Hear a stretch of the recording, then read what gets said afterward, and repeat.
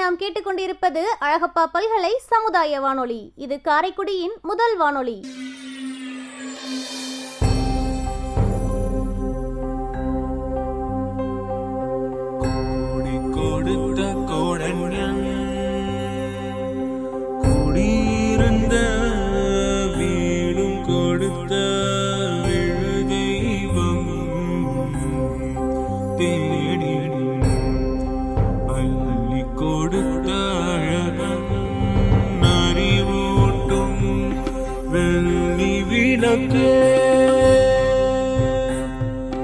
அறிவூட்டும் வெள்ளி விளக்கே,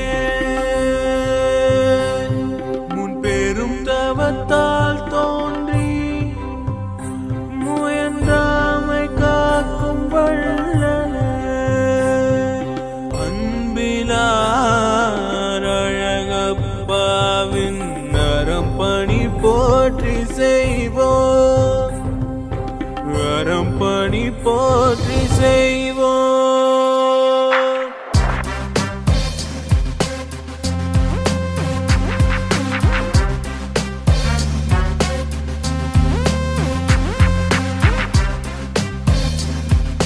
இந்திய அரசு அறிவியல் தொழில்நுட்பத்துறையின் விக்யான் பிரசார் மற்றும் காரைக்குடி அழகப்பா பல்கலைக்கழகம் இணைந்து வழங்கும் அறிவியல் பாலம் புதிய தொடர் நிகழ்ச்சி அனுபவ் திட்டத்தின் பரவலாக்கம். ஆக்கம் ஊக்கம் வழிகாட்டல் டாக்டர் ஆர் ஸ்ரீதர். வடிவமைப்பு செயலாக்கம் காரைக்குடி அழகப்பா பல்கலைக்கழகத்தின் சமூக பணித்துறையின் துறைத் தலைவர் மற்றும் பேராசிரியர் KR முருகன் அவர்கள். நிகழ்ச்சி ஒருங்கிணைப்பு சமுதாய வானொலி இயக்குனர் டாக்டர் S ராஜாராம். தயாரிப்பு குழு RJ Kamakshi, PL Kaveri Maniyan, S Rosy, M Dhanalakshmi.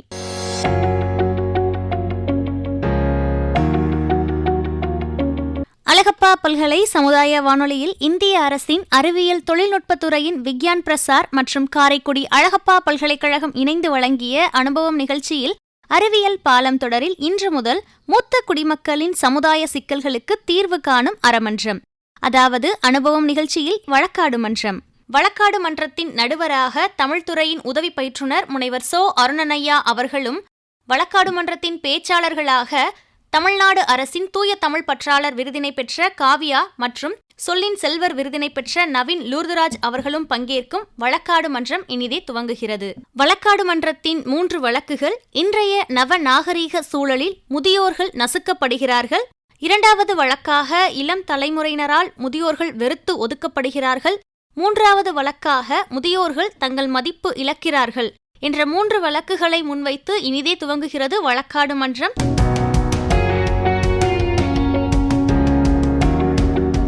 தற்போது நேயர்களின் விருப்பத்திற்கு இணங்க இனிதே துவங்குகிறது வழக்காடு மன்றத்தின் 3ஆம் பகுதி. 2வது வழக்கு உறவு நிலை நோக்கி திரும்பியிருக்கிறது. இல்லறம் என்னும் நல்லறம் செலுத்திய முதியோர்களை காப்பகத்தில் கொண்டு போய் விடுதல் சமூக குற்றமில்லையா? தான் கட்டிய வீட்டுக்கு அன்னை இல்லம் என்று பெயர் வைத்துவிட்டு அன்னையை கொண்டு போய் முதியோர் இல்லத்தில் விடுவது எத்தனை முரணான இழுக்கு! காக்கை குருவி எங்கள் ஜாதி, நீல் கடலும் மலையும் எங்கள் கூட்டம் என்று கூடி கூடி வாழ்ந்து கழித்த இந்த குடும்ப உறவுகளையும் அவற்றின் சிறப்புகளையும் ஒதுக்கி தள்ளிவிட்டு தனித்து தனித்து தனக்கே தனக்கே என்று தன்னலம் பேசும் தன்னலம் பேணும் பண்பு எப்படி இந்த சமூகத்திற்குள் புகுந்து கொண்டது? சலிக்காது இந்த குழந்தைகளை வளர்ப்பதற்காக அணுதினமும் அல்லற்பட்ட அந்த முதிய குழந்தைகளின் இயலாமையின் போது, முதுமையின் போது அவர்களுக்கு உதவுவதற்கு சலித்து போகிற இன்றைய இளைய சமுதாயம் அந்த முதிய சமுதாயத்தை வெறுத்து ஒதுக்குகிறது என்பது எத்தகைய கொடும் குற்றம்! இதற்கு சாட்சியாக தமிழகத்தில் மட்டும் ஏறக்குறைய 300 முதியோர் இல்லங்கள் இருக்கின்றனவே. அதிலும் குறிப்பாக சென்னையில் மட்டும் 180 முதியோர் இல்லங்கள் இருக்கின்றனவே என்று புள்ளி விவர கணக்கு காட்டி, இதுதான் பெரியோரை மதிக்கிற பண்பா என்று கேட்டு, மதிக்காவிட்டாலும் பரவாயில்லை, அவர்களின் மென்மையான உணர்வுகளை மிதிக்காமல் இருக்க வேண்டாமா? மிருகக்காட்சி சாலையில் விலங்குகளை அடைத்து வைத்து விடுமுறை நாளில் வந்து வேடிக்கை பார்ப்பது போல முதியோர் இல்லங்களில் சென்று பெற்றோரை பார்ப்பது மனித குலத்திற்கு அழகா? இந்த இழிநிலைக்கு தீர்வு என்ன என இரண்டாவது குற்றச்சாட்டை இந்த மன்றத்தில் பதிவு செய்திருக்கிறார். பொதுவாக அறங்கூறு அவையில், வழக்காடு மன்றத்தில் அற வெளிப்பாட்டின் சாட்சியாகவும் காட்சியாகவும் வைக்கப்பட்டிருக்கிற நீதி தேவதையின் சிலையும் அவள் கரத்திலே இருக்கிற துலாக்கோல் எனப்படும் தராசின் 2 தட்டுக்களும் தான் இந்த நேரத்தில் நமக்கு நினைவுக்கு வருகின்றன. இப்புறமும் அப்புறமுமாக அசைந்து கொண்டிருக்கிற அந்த 2 தட்டுக்களையும் சீர்தூக்கி பார்த்து எது சரி எது தவறு என்று சுட்ட வேண்டியது வளையாது நெளியாது நேராக நிற்கக்கூடிய அந்த ஒற்றை நேர் கம்பிதான். அதுபோல இங்கே இவர்கள் இருவரும் செய்கிற வாத பிரதிவாதங்களை கொண்டு அளவீடு செய்ய வேண்டியது அறம்தான் என்பதை மனதிலே நிறுத்திக் கொள்கிறோம். இந்த குற்றச்சாட்டுக்கு நவீன் லூர்துராஜா மறுப்புரை வழங்க வேண்டும். அவருக்கான நேரத்தை இப்போது வழங்குகிறோம். இன்றைய இளைய சமுதாயம் முதியோர்களை வெறுக்கிறது என்ற எதிரணி சகோதரியின் வாதத்தை மறுப்பதற்காக வந்திருக்கிறேன். நடுவர் அவர்களே, உண்மையிலேயே நம்ம சிந்திச்சு பார்த்தோன்னு சொன்னா, எதிரணி சகோதரி பேசியதுல முட்கால்வாசி முதியோர் இல்லங்கள் முதியோர் இல்லங்கள் முதியோர் இல்லங்கள் இல்லை, நான் கேட்குறேன், முதியோர் இல்லங்களை வச்சு நடத்துறது முதியவர்களா இளைஞர்களான்னு சிந்திச்சு பார்த்தா இளைஞர்கள் தான் இன்றைக்கு தம் முதியோர் இல்லங்கள் அனைத்தையும் வச்சு நடத்திக்கிட்டு இருக்காங்க. உண்மையிலேயே இன்னைக்கெல்லாம் அத்தனை இளைஞர்களும் ரோல் மாடலா அப்துல் கலாமை தானே எடுத்திருக்காங்க. அப்துல் கலாம் 23 வயசா இருக்கும் போது அப்துல் கலாமை யாராவது ரோல் மாடலா சூஸ் பண்ணீங்களா? அப்துல் கலாமுக்கு 65 வயதா இருக்கும் போது தான் அப்துல் கலாமை நம்ம எல்லாரும் ரோல் மாடல்னு சூஸ் பண்ணோம். அப்ப அவர் முதியவரா இல்ல இளையவரா? இன்னைக்கு ஒரு முதியவரை ரோல் மாடலா வச்சு ஒரு நாடே பயணிக்குதுன்னு சொன்னா எப்படி நடுவர் அவர்களே நம்ம முதியோர்களை வெறுக்கிறோன்னு சொல்ல முடியும்? முதியோர் இல்லங்கள் மிருக காட்சி சாலை, மனித காட்சி சாலை, முதியோர்கள் அடைச்சி வைக்கிறதுனால அது மனித காட்சி சாலைன்னா சொன்னாங்க. ஒரு புது கவிஞன், ஒரு இளைஞன் இப்படியாக கவிதை எழுதுகிறான். முதியோர் இல்லங்கள் மூடும் விழா காண்பதற்கு மலரட்டும் மனிதநேயம் சொல்லி மனிதநேய தலைப்புல மிக அருமையான கவிதை எழுதியிருக்கிறான்னு சொன்னா, இன்றைய இளைஞர்கள் எப்படி முதியோர்களை வெறுக்கிறாங்கன்னு நம்ம சொல்ல முடியும்?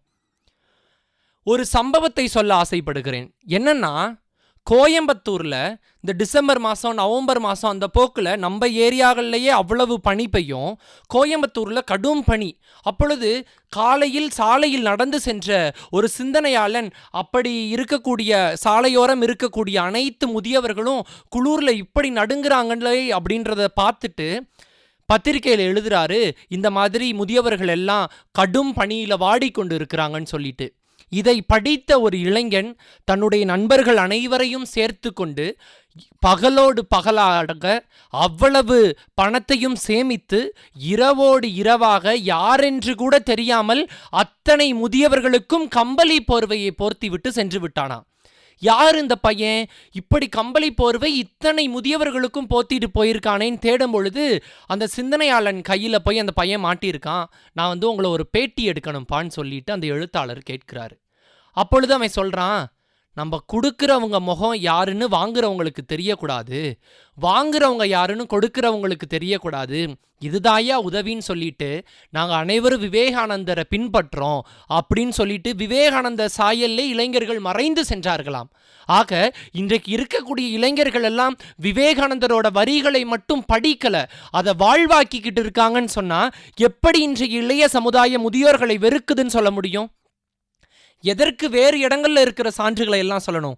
இன்றைக்கு காரைக்குடியில் இருக்கக்கூடிய இளைஞர்கள் பசியில்லா காரைக்குடின்ற ஒரு அமைப்பை தொடங்கி அத்தனை ஏழை முதியவர்களுக்கும் உணவளித்து கொண்டிருக்கிறார்கள். ஒரு சிறப்பான நிகழ்வு நடந்துச்சுன்னு சொன்னா முதியோர் இல்லத்துல சென்று முதியோர்களுக்கு உணவு வழங்குறாங்க. காரைக்குடியில மட்டும் இல்லாமல் பசியில்லா தென்காசி, பசியில்லா வடமதுரை, பசியில்லா திண்டுக்கல்னு சொல்லிட்டு இத்தனை இடங்களிலும் இளைஞர்கள் அமைப்பை தொடங்கி முதியவர்களுக்காக தங்களுடைய வாழ்வை அர்ப்பணித்து கொண்டிருக்கிறாங்கன்னு சொன்னா எப்படி இன்றைய இளைய சமுதாய முதியோர்களை வெறுக்குதுன்னு சொல்ல முடியும்? நான் ஒரே ஒரு எடுத்துக்காட்ட சொல்ல விளைகிறேன். நம்ம இப்ப பேருந்துல போய்கிட்டு இருக்கோம். ஒரு வயசான மூதாட்டி வராங்கன்னு சொன்னா இருக்கைகளில் இருக்கக்கூடிய பிற மூதாட்டிகள் அனைவரும் இடம் கொடுப்பாங்களா இல்லை இளைஞர்கள் இடம் கொடுப்பாங்களா? சற்று சிந்தித்து பார்ப்போமே. ஒரு கர்ப்பிணி பெண்ணே பேருந்துல ஏறுறான்னு சொன்னா அவர்களுக்கு இடம் கொடுக்கிறது இளைஞர்களாகத்தான் இருக்குமே தவிர முதியவர்களாக இருக்காது. முதியோர்களுக்கே ஏதாவது உதவி வேண்டும் என்று சொன்னால் இளைஞர்கள் தான் செய்வாங்க. அப்படி சாலையில விபத்தாக இருக்கட்டும், அத்தனை இடங்களிலும் இளைஞர்கள் தங்களை முன்முறப்படுத்தி அத்தனை வேலைகளையும் செய்கிறார்கள். இன்றைய இளைய சமுதாயம் முதியோர்களை வெறுக்கவில்லை, அவர்களை அன்போடுதான் பாதுகாத்து கொண்டு வழிநடத்தி கொண்டிருக்கிறார்கள் என்று சொல்லி என்னுடைய மறுவாதத்தை தக்க சான்றுகளுடனும் உண்மை சம்பவங்களுடனும் இந்த வாதத்தை நீதிமன்றத்தில் முன்வைக்கிறேன். வழக்கு இப்போது சமநிலைக்கு வந்திருக்கிறது. 2 குற்றச்சாட்டுகள் இந்த அவையில் முன்வைக்கப்பட்டு இருக்கின்றன. அவை முறையே மறுக்கப்பட்டும் இருக்கின்றன. இவர் சொல்லுகிற போது குற்றம் பெரிதாகத்தான் தெரிகிறது, அவர் மறுக்கிற போது அதுவும் சரியாகத்தான் இருக்கிறது. இது நியதிக்கு உட்பட்ட வினோதம்தான். இப்போது 3வது குற்றச்சாட்டை மொழிவதற்கு காவியா சரவணன் அவர்களை அழைக்கிறோம். கணம் நீதிபதி அவர்களே, என்னுடைய இறுதி வழக்காக இந்த நீதிமன்றத்திலே மூத்தோர்கள் மதிப்பிழக்கிறார்கள் எனும் வழக்கை ஆணித்தரமாக பதிவு செய்கிறேன். இன்னைக்கு என்னதான் கால மாற்றங்கள் மாறி இருக்கு, எவ்வளவோ தொழில்நுட்ப சாதனங்கள் எல்லாம் வந்திருக்கு, இருந்த போதிலும் இன்னைக்கு ஏன் முதியவர்கள் எல்லாம் அவர்களுக்கே உரிய அந்த மதிப்பை இழந்து கொண்டிருக்கிறார்கள் அப்படிங்கிற ஒரு வினா இன்னைக்கு இந்த சமுதாயத்தில் எனக்கு மட்டும் எழவில்லை, அனைவருக்குமே எழுந்து கொண்டிருக்கிறது. சமீபத்தில் கவிப்பேரரசு வைரமுத்து அவர்களினுடைய வைரமுத்து சிறுகதைகள் அப்படிங்கிற ஒரு புத்தகத்தை வாசித்து கொண்டிருக்கும் போது அதனுடைய முதல் சிறுகதையாக வைரமுத்து அவர்கள் இப்படி எழுதியிருந்தார்கள். ஒரு மகன் வெளிநாட்டில் வேலை செய்கிறான், அவனுடைய அப்பா இறந்து போய்விட்டார் எனும் செய்தியை கேட்டு இங்கு தமிழகம் திரும்புகிறான். தமிழகம் திரும்பியவன் அப்பா இறந்துட்டாருன்னு அழுகிறான். ஒரு வாரம் அங்கே தங்குறான். தங்கி முடிந்த பிறகு இங்கே அமெரிக்கா திரும்பும்போது அவங்க அம்மாவை கொண்டு போய் முதியோர் இல்லத்தில் விடுறான். அம்மா, அப்பாவும் போயிட்டாரு, இனி நீ மட்டும் எப்படி இந்த வீட்டில் தனியாக இருப்ப? இங்கே இருந்தேன்னா அப்பாவினுடைய நினைவுகள் உனக்கு வந்து கொண்டே இருக்கும். வேணா, நீ இந்த வீட்டில் இருக்காத, உன்னை நான் முதியோர் இல்லத்தில் சேர்த்து விட்டுட்டு அங்கே அதற்கான தொகை எவ்வளவு அப்படிங்கிறத இப்போ நான் கட்டிட்டு மாதம் மாதம் அனுப்பி விடுகிறேன்னு சொல்லி அந்த மகன் சொல்கிறான். அதற்கு அந்த அம்மா, வேணாம்ப்பா, உங்கள் அப்பா வாழ்ந்த வீட்டில் அவருடைய நினைவுகளோடு அவருடைய வாசனையோடு நான் இங்கேயே இருந்துக்கிறேன் அப்படின்னு சொல்லும்போது, வேணாம், நீ மட்டும் இங்கே என்ன பண்ண போகிற? வா, கிளம்பு, முதியோர் இல்லத்தில் கொண்டு போய் உன்னை நான் வசதியாக இருக்க வைக்கிறேன், உனக்கான தேவைகள் எல்லாவற்றையும் செய்து கொடுக்கிறேன்னு சொல்லி அந்த மகன் சொல்கிறான்.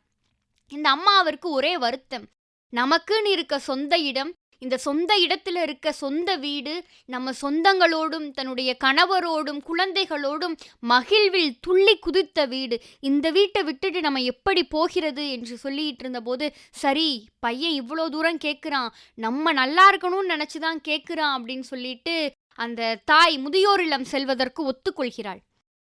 அந்த தாய் முதியோர் இல்லத்தில் சேர்த்ததும் இந்த பையன் என்ன பண்ணுறான், அந்த அப்பாவிற்கு சொந்தமான அப்பா வாழ்ந்து கழித்த அந்த வீட்டை குறைந்தபட்ச விலைக்கு வித்துட்டு பணத்தை வாங்கிட்டு அமெரிக்கா போகிறான்.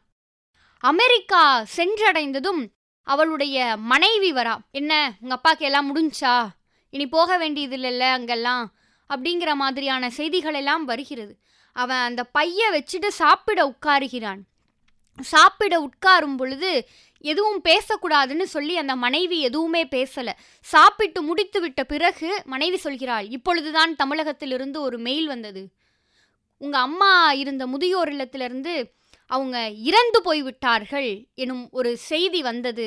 இப்போதானே நீங்கள் அங்கேருந்து வந்தீங்க, மறுபடியும் எதற்காக அங்கே போக வேணும்னு சொல்லிட்டு உங்களுக்கு பணத்தை நான் ஃபோன் மூலமாகவே அனுப்பி வைத்து விடுகிறேன், ஆக வேண்டிய சடங்குகள் அனைத்தையும் நீங்களே செய்து முடித்து விடுங்கள் அப்படின்னு சொல்லி அந்த மனைவி சொல்கிறாள். அப்போ இந்த சிறுகதையின் மூலமாக என்ன இந்த சமுதாயம் சொல்கிறது, அம்மாவும் அப்பாவும் சம்பாதிக்கிற வரையும் தான் நமக்கு வேணுமா? அவர்களுடைய முதுமை பருவத்தில் அவர்கள் நமக்கெல்லாம் ஒரு சுமையாக மாறிவிடுகிறார்களா? நம்முடைய இளமை பருவத்தில் படிக்கணும், நல்ல வேலைக்கு போகணும், நல்லா சம்பாதிக்கணும்னு சொல்லிட்டு சுமைதாங்கிகளாக வாழ்ந்த அவர்கள் ஏன் இறுதி காலத்தில் நமக்கு சுமையாக மாறி மதிப்பிழந்து போகிறார்கள் எனும் என்னுடைய நியாயமான கேள்வியை இந்த நீதிமன்றம் ஏற்றுக்கொள்ள வேண்டும்.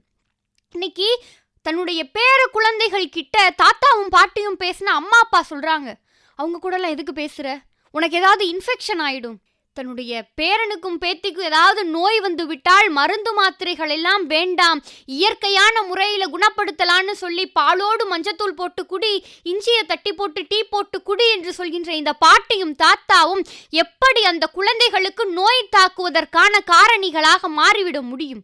இன்னைக்கு தன்னுடைய பேர குழந்தைகளுடைய பேர் என்னன்னு கேட்டா கூட அது இவர்களுடைய வாயில் நுழையாத பெயராக இருக்கிறது.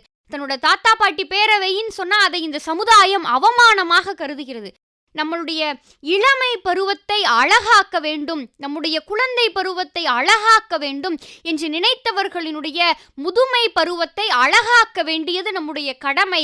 ஆனால் அதை அழகாக மாற்றாமல் வெறும் அழுக்காக மாற்றிக்கொண்டு இன்று முதியோர்களை இந்த சமுதாயத்தில் மதிப்பிழக்க செய்து கொண்டிருக்கிறோமே எனும் என்னுடைய வழக்கிற்கு இந்த நீதிமன்றம் தக்க பதிலை தர வேண்டும் என்று கணம் நீதிபதி அவர்களை வேண்டி கேட்டுக்கொண்டு விடைபெறுகிறேன்.